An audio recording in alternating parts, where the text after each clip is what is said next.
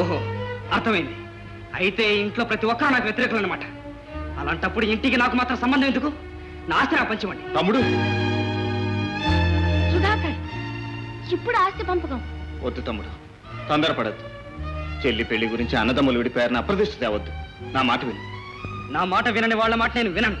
నా మాట చెల్లని చోట ఒక్క క్షణం కూడా ఉండను. వెంటనే మధ్యవర్తిని పిలిపించి పంపకాలు చేయించండి. ఇంకా నీకు ఆస్తిలో భాగం ఎక్కడిదిరా మధ్యవర్తుల్ని పిలిపించడానికి? నీ చదువులకి, సరదాలకి, వ్యాపారానికి చేసిన ఖర్చు నీ భాగానికి మించే ఉంటుంది. ఇక నీకు చిల్లి గవ్వ కూడా మేము ఇవ్వక్కర్లేదు. వెళ్ళరా, నా కళ్ళ నుంచి వెళ్ళిపో. ఉద్రేకపడకమ్మా, ఈ గొడవ నలుగురు వింటే నవ్విపోతారు. కన్న కొడుకే కడుపు మీద తన్ని పగపగ నవ్వుతుంటే ఇక నలుగురి నవ్వుతో నాకు పని ఏమిటి బాబు? పంపించే, వాడి ముఖం కూడా నేను చూడలేను. తమ్ముడు, ఇంటి పెద్దగా నా బాధ్యత నేను నిర్వహిస్తాను. మన మధ్యన వేరే మధ్యవర్తులు ఎందుకు? నువ్వు అడిగినంత నీకు ఇస్తాను. కానీ నువ్వు ఎక్కడున్నా నీ క్షేమం కోరేవాళ్ళం మేము ఇక్కడ ఉన్నామని మాత్రం మర్చిపోవద్దు. జీవితంలో మనం అనుకున్నవన్నీ జరగవు. నాకు మీ చెల్లెల్ని చేసుకునే అదృష్టం లేదనుకుంటాను. బాధపడకు. కాదు హరి, దురదృష్టవంతరాలు నా చెల్లెలే. కలవారింట సుఖంగా ఉండాల్సింది. మా అన్నయ్య మూలంగానే. ఎగ్జాక్ట్లీ, చాలా మంచి పని చేశావు. నీ మాటకి విలువని మీ అన్నయ్యతో తెగంపులు చేసుకొచ్చినందుకు సంతోషిస్తున్నాను. మనసారా అభినందిస్తున్నాను. Thank you. భాగాలు చేసి అమ్మన్నా, అలాగే అమ్మి నీకు రావాల్సింది తీసుకొచ్చాను. నేనన్నది నిజంగా నువ్వు అమ్మేయాలని కాదు. నేను ఆ మాట అంటే పెద్దవాడికి ఆలోచించి ఆ సంబంధం మానేస్తావని, ఆస్తి నిలబడతావని.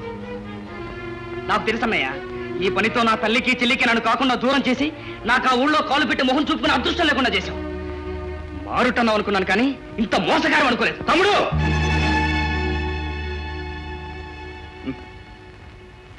మారుట నన్ను అనిపించుకోకూడదనే నిన్నింత గారాభంగా పెంచాను. చిన్ననాడే చేయి చేసుకుని నువ్వు నీ కారు కూతురు కూసేవాడివి కావు. సరే, నీ డబ్బు నువ్వు తీసుకో. కనీసం చెల్లెలు పెళ్లి చూడటానికైనా ఇంటికి రా. నేను రాను. హలో రవి గారు, ఎక్కడికి సుధా రానంటున్నారు? మా చెల్లెలు తులసి పెళ్లికి. వాట్, ఒక్కగానొక్క చెల్లి పెళ్లికి వెళ్ళనంటున్నారా? మేమిద్దరం కలిసే వస్తాం. ఏం సుధా? రేఖ, నీకు తెలియదు, నన్ను విసిగించుకో. వస్తా రేఖ.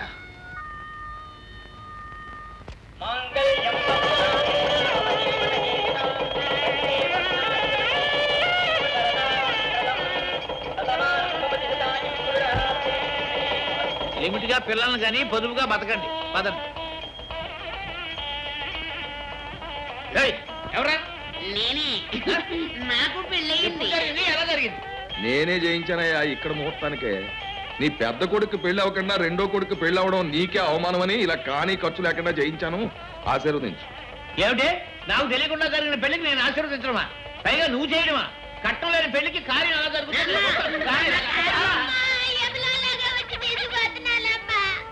ఊరుకోవే, ఎక్కడ పోతాడు వాడే వస్తాడు. నేను చూస్తా కదా. జంటగా పడుకోవాల్సిన వాడు ఒంటిగా కూర్చోవలసి వచ్చింది. పాపం అనిపిస్తావు.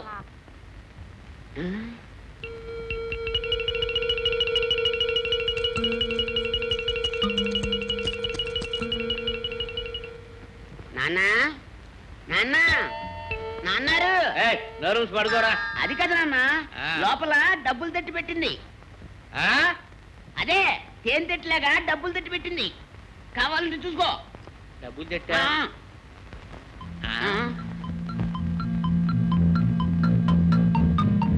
డబ్బులు తెచ్చి పెట్టడమా? అదో అదో. నువ్వు పడవద్దు, నేను వచ్చి పడుచుకుంటాను. నువ్వు పడవద్దు. వద్దు, నువ్వు వద్దు.